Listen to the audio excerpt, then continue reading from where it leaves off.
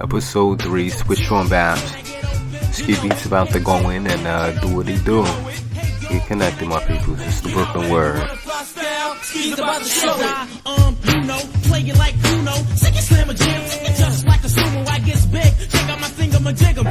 this motherfucking noise? What's good? We're gonna split it up, make copies. I like how you can make copies in the modular world, right? Let's make copies. How do you make copies in the modular world, Ski? Buffered malt. Yeah, the signal. Sure. Right now it's on look. There's one signal, but if I plug it in here, I got two. Okay. So now I got two of the same signals. We're gonna put one here. We're gonna run one through this. Is it this one? Oh, this one. The signal consists of a single sine wave. That's using patch cords. Making a copy involves using multiple patch cords and patching it in. Building the sound involves using multiple patch cords and varying the mind sense tuning effects and filters. Right now it's probably playing the same thing. Yep. That's what Ski's doing right here. We slew one. He's building that shit.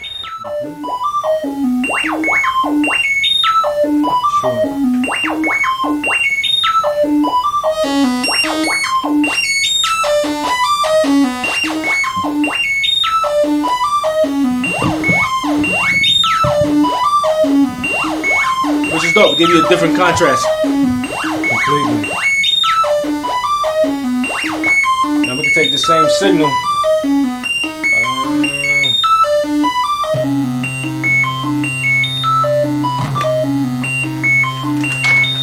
I like using this inverter because it's better than this.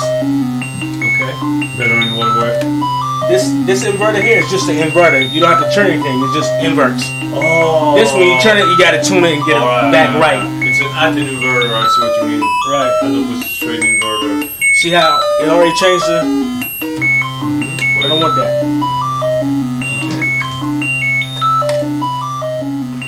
Look at Ski go. Having it to tweak and be a potential sound, but Ski is determined on where he'll go. That's all I'm doing.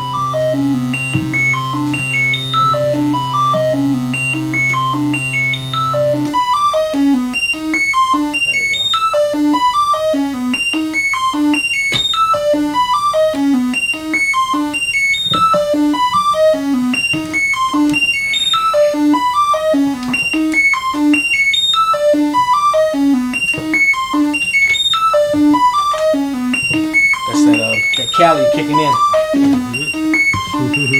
Inverted.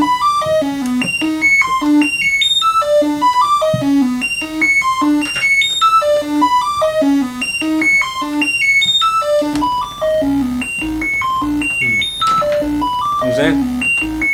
I would have to tune it up a little bit so you can hear it closely, but that's the inverted signal of that.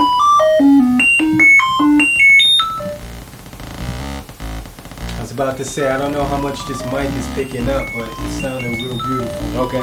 There we go. Exactly. Yeah. Yo, I don't know if y'all know, but this right now is some hard frequencies.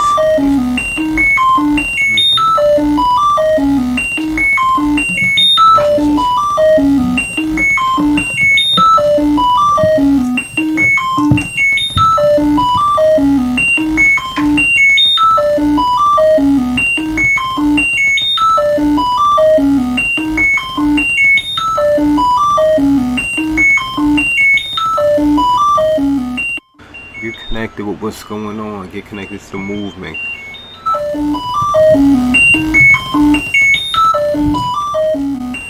Ski Beatz.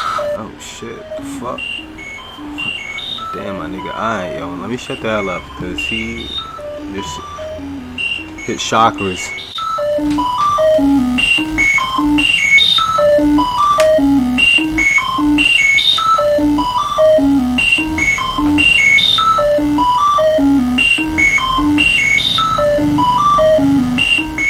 Alright, so next up, my next concern is whether or not this takes a lot of power, so... Looking at all of this, one might think the power consumption is greater than other things that you might have, other equipment that you have. I think it is. I think it is, right? How does that work? What do you mean? Electricity wise, this Yeah. is definitely more powerful. No, this actually it's interesting. Those cases uses Ben, the motherfucking glorious bastard. as using the power of a laptop. Oh, that ain't bad. It's standard. Like if you look, this is the power supply right there. For sure. This is what we call the laptop. So the good thing is it ain't really taking that much power at all. It's like almost plugging up your computer. You know, give or take a few watts. If you want to know all about it, inside the Eurorack standard has 3 rails. Plus 12, minus 12, plus 5. It's 3 rails. You have 3 rails of power for the Eurorack standard. You have minus 12 volt, plus 12, and plus 5. So each modules are built in different ways. So they all draw power differently in milliamps from each of the rails. So thankfully, online you have a Alright, so right now you're kicking some shit that's kind of deep. and you can like rebuild your rack on it, and it's gonna give you precisely the load on each. I mean, it's not that deep, but it actually is deep. Let me be real, but innately it all makes sense. It's So gonna support it.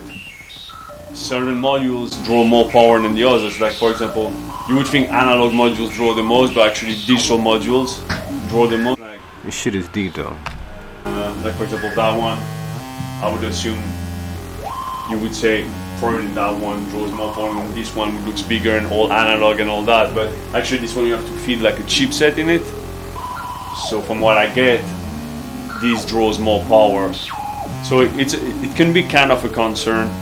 But then you have like what we call like buses. Also, like for example, that case inside the power supply. Not only you have the rails, but separate from that you have zones. Word, Frenchie, you're getting deeper. Making interferences between each other. I got some point I bought a new oscillator, and when I plugged it on, the screen of this one, I have the similar as this one, starting to look like weird. Like Oh shit, damn. connect them to 2 different bus boards, they would not have any issues. So Alright, so what works in one instance may not work. 100%. Another time. Some people say it's a problem that Eurorack is kind of standardized, but not that much actually. So sometimes 2 modules can work good, but if you put them together with a certain type of case, that's why some people invest in very expensive power supply to ensure that no matter what happens, there will be no interferences, that the power load is going to be right. So everything is a science on its own. Then you have people who build their own power supply based on their own, you see what I mean, needs. That's right. Just so you can, it's the rabbit holes. Yeah, because then each power supply doesn't fit the rails the same way. So let's say if you have lots of modules that require lots of plus 12 voltage above a regular power supply, some people would be like, well, I'm gonna build my own so I can have something that fits what I need.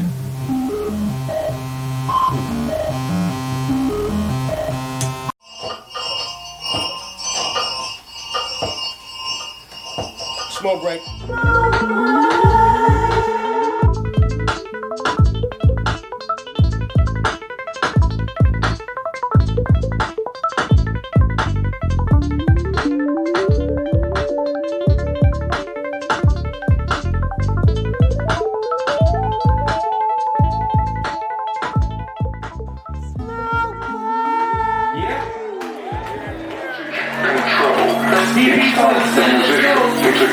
Controls on the panel.